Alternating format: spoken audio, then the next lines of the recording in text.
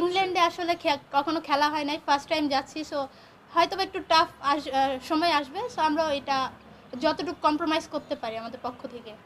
এই তো যেমন বিপিএলটা আয়োজন করছে, সামনে হচ্ছে শ্রীলঙ্কা সিরিজ আছে, ওয়ার্ল্ড কাপে যাওয়ার আগে থাইল্যান্ড সিরিজ আছে। আমার মনে হয় যে এখান থেকে আমাদের অনেকটা মানে ভালো করার সুযোগ আছে।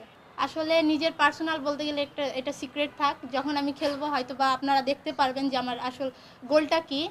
এটা সিক্রেট থাক। আর আমাদের ব্যক্তিগত যদি দল হিসাবে বলেন, আমাদের হচ্ছে সবসময় বলবো আমাদের ইউনিটি হচ্ছে খুব থেকে স্ট্রং। আমরা মানে দলগতভাবে খুব ভালো, একে অপরকে খুব হেল্পফুল।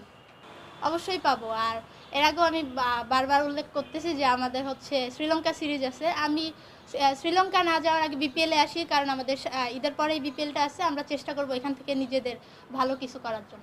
অবশ্যই পাবো। এখানে খেলার পর হয়তো বা ওইখান থেকে ভালো কিছু করলে হচ্ছে ইংল্যান্ডে আমাদের জন্য বেনিফিট হবে। ভালো খেলছে, একটা গোল হয়তো গোলকিপারের মিস্টেকের জন্য গোলটা খাইছে। সো ভালো খেলছে, ভালো লাগছে।